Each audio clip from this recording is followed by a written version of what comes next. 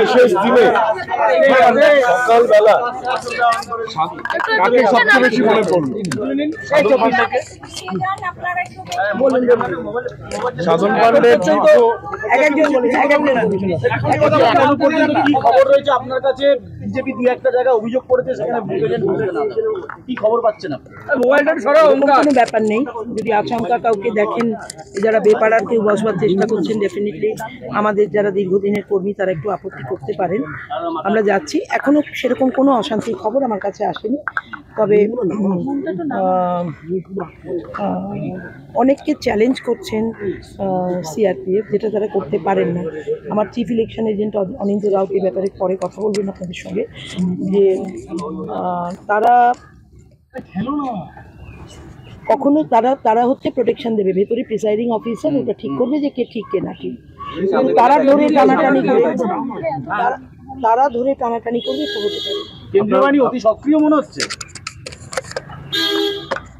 জায়গায় জায়গায় সক্রিয়, তাদের কোনো ভূমিকা খুব একটা আছে বলে আমি তো দেখতে পাচ্ছি না। কেন্দ্রীয় বাহিনীর ভূমিকা নিয়ে কি আপনি খুশি নাকি? দেখুন, আমাকে স্পট ভিজিট করতে হবে। আমি কানে শোনা কথা, চোখে দেখা কথা দুটোকে এক জায়গায় করতে পারবো না।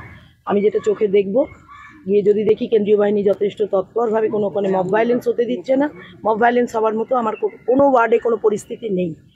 আমি 31 ওয়ার্ডটা একটু দেখে নেব, সেখানে ঠিকঠাক হলে আমার বাদবাকি কেন্দ্রে কোথাও কিছু হবে বলে। 31 ওয়ার্ড নিয়ে বিজেপি সকালবেলা থেকে অভিযোগ করছে যে বিভিন্ন বুথের সামনে প্রচুর পরিমাণে আপনার দলের কর্মীরা জমায়েত করছেন। তারা না সেরকম হলে সেটা আমি তাদের করে দেবো, স্ক্যাটার করে দেবো। সেটা আমি গিয়ে দেখি। মেয়ে কোথায়?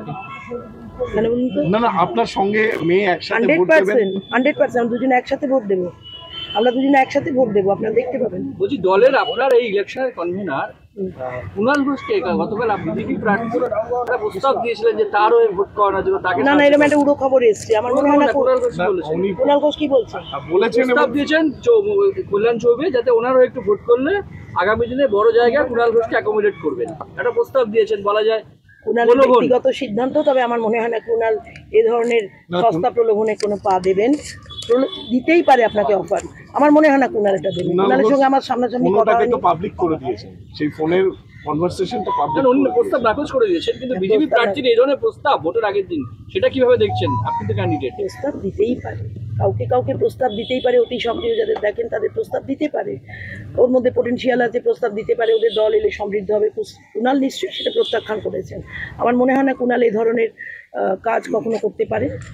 প্রস্তাব দেওয়া, তাকে অ্যাকসেপ্ট করা, দুটো তো ডিফারেন্ট জিনিস। প্রস্তাব আপনি আমাকে অনেক দিতে পারেন, আমি আপনাকে অনেক দিতে পারি, বাট সেটা অ্যাকসেপ্ট করে কতটা সদর্থক ভূমিকা নিলাম আমি সেটাই কথা বলবো। আমার মনে হয় না কুণাল এই ধরনের ভালো কথা। তারপরে কোশ্চেন আসছে কথাটা, আপনি বলেছেন যে নরেন্দ্র মোদী আমাকে চেনেন, স্বয়ং নরেন্দ্র মোদী আমাকে চেনেন, আমার ছোট কাউকে দরকার নেই। আমি দেখিনি, আমি নরেন্দ্র মোদী বলেছেন নরেন্দ্র মোদী ওনাকে চিনতে পারে। কোন একটা প্রখ্যাত সাংবাদিক তাকে মোদী তার দেশের নাগরিক হিসেবে চিনতেই পারে। দিদি, একেবারে ভোটের আগের দিন এইভাবে বিজেপি প্রার্থী ফোন করে বলা, বিজেপি প্রার্থীর এই ভূমিকা বা প্রলোভন দেখানো, এই বিষয়টাকে কিভাবে নিচ্ছেন? এটা খুবই নক্কারজনক পরিস্থিতি, কারণ আপনাকে কোথাও ভোট একটা অর্জন করতে গেলে, আমি এত দেরিতে বেরোচ্ছি কেন আজকে, বিকজ আমার এটা নিয়ে মাথা ব্যথা নেই, কারণ আমি এলাকায় ঘরে ঘরে চেনে। তারা আমাকে বলছে এখনো অটোটা এলো না কেন, আমরা যাবো, বয়স হয়েছে, তুমি বলেছিলে 7টায় আসবে, আমি দাঁড়ান মাসে পাঠাচ্ছি। আমার কোনো মাথা ব্যথা নেই যে আমি খালি চাই যে প্রক্রিয়াটা স্মুথ হোক। যেটা উনি বললেন যে জ্যামিং, এটা আমি একেবারে পছন্দ করি না, একেবারে নিজে পার্সোনালি পছন্দ করি না। এটা আমি বিভিন্ন বক্তব্যে আমার তুলে ধরেছি। প্রত্যেকের গণতান্ত্রিক অধিকার আছে তার নিজস্ব মত প্রয়োগ করবার, গলা টিপে কিছু হবে না, এটা বলেছি। এখন দেখুন, বিক্ষিপ্ত ঘটনা দু একটা এদিক ওদিক হতে পারে। আমাদের এলাকায় 2,18,000-এর ওপর ভোটার, তাদের সবাইকে আমি কন্ট্রোল করে ফেলবো দুদিনে, এরম ভাবার, সবাই চেনে আমাদের, কিন্তু তার মানে নয় আমি দেখে নিচ্ছি ব্যাপারটা। দিদি 20,000-এর বেশি ভোটে আপনার কি মনে হচ্ছে 2024-এ লোকসভা নির্বাচন সেটা 3,000 হয়ে গেছে, 21-এর মার্জিন কি বাড়বে?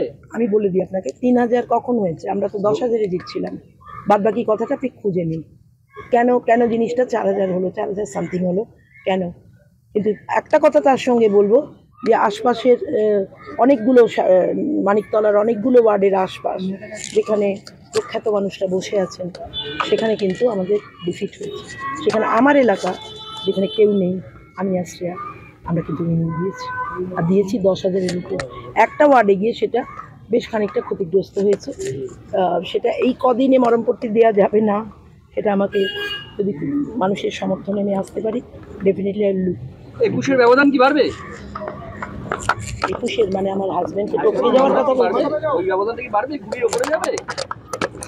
আমি ওরকম কথা আগে থেকে বলবো না। পোলিং কীরকম হয়, পোলিং ভালো হলে 100% হবে, কারণ মানুষের বিরাট সমর্থন আছে এ ব্যাপারে, কোনো দ্বিমত নেই।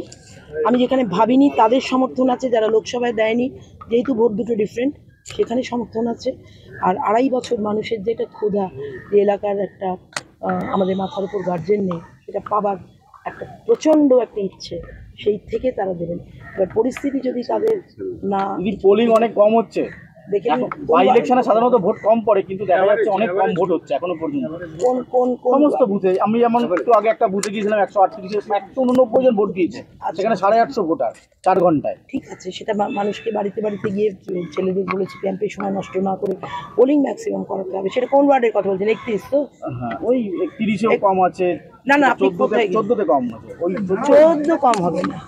আচ্ছা বলছি, 31-এর কাউন্সিলর তো পরেশ পাল, আপনি বারবার 31 নিয়ে এত চিন্তিত কেন? না চিন্তিত নয়, আপনাদের দলের বিধায়ক পরেশবাবুকে দায়িত্ব দিয়েছি। পরেশবাবুর শরীরটা ভালো নয়, কতটা অ্যাক্টিভলি নেবেছেন, কিন্তু উনি আমাকে কথা দিয়েছেন উনি গোটাটাই, আমি ওনার ওপরই ছেড়েছি, দেখা ঠিক আছে, ওনার ওপরই ছেড়েছি। শান্তিপূর্ণ হবে আজকে দিনভর ভোট, ওইটাই আমার প্রার্থনা, শান্তিপূর্ণ হোক, মানুষ তার অধিকার প্রয়োগ করুক আর ম্যাক্সিমাম ভোট দিক। এবার দেখুন, মানুষের যদি ক্যাজুয়াল ভাব থাকে, তারা যদি পরিষেবা নিতে ভাবতে থাকে যে আমরা, তাহলে মানুষের এইটুকু তো হওয়া উচিতই।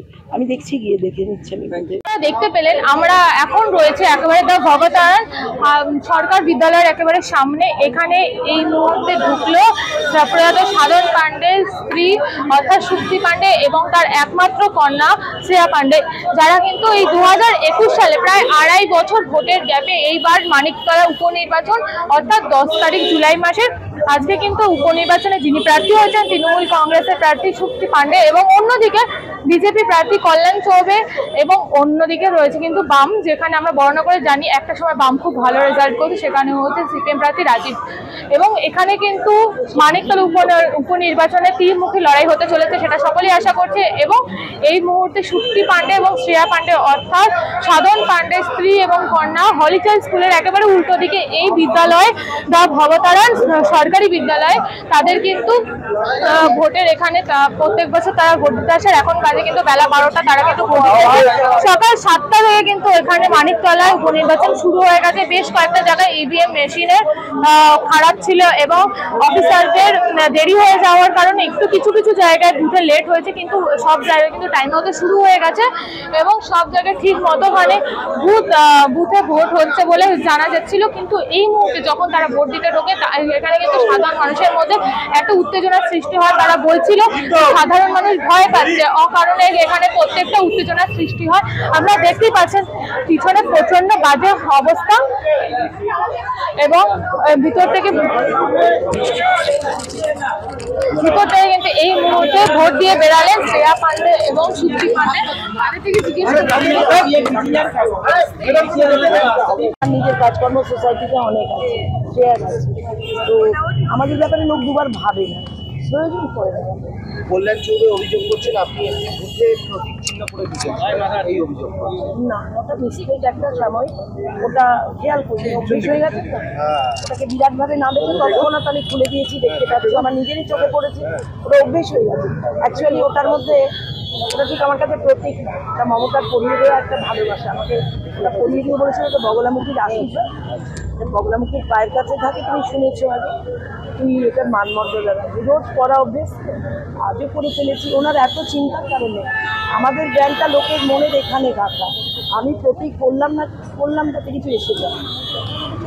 একটু আঙুলটা দেখা না, ভোটের আঙুলটা দুজনে একটু আঙুলটা দেখা, দুজনে আঙুলটা দাও, তুলেছিস? একই সাথে ছোট থেকে রয়েছে একই রাজনৈতিক ফ্যামিলি, শুধু তিনজন নেমেছে এত বছর পরে, কেমন লাগছে? শুধু 3 জন থেকে 2 জন হয়ে গেছে। এই ভবতরণ স্কুলে 21-এর পর একবার ভোট দিয়েছিলাম লোকসভাতে, একবার দিয়েছিলাম কেএমসিতে, কিন্তু বিধানসভা নির্বাচনে এমন কোনোদিন হয়নি যে আমি যেন ছোট থেকে বাবা মার সঙ্গে আসতাম, ওরা ভেতরে যেত, আমি বাইরে দাঁড়িয়ে থাকতাম। আমার এই ভোট দেবার, দেখবেন বাচ্চারা ছোট থেকে খুব ভোট দিতে চায়, আমিও খুব ভোট দিতে চাই, মানে এটা বলে খুব Bengali north Kolkata culture, vote দেবো।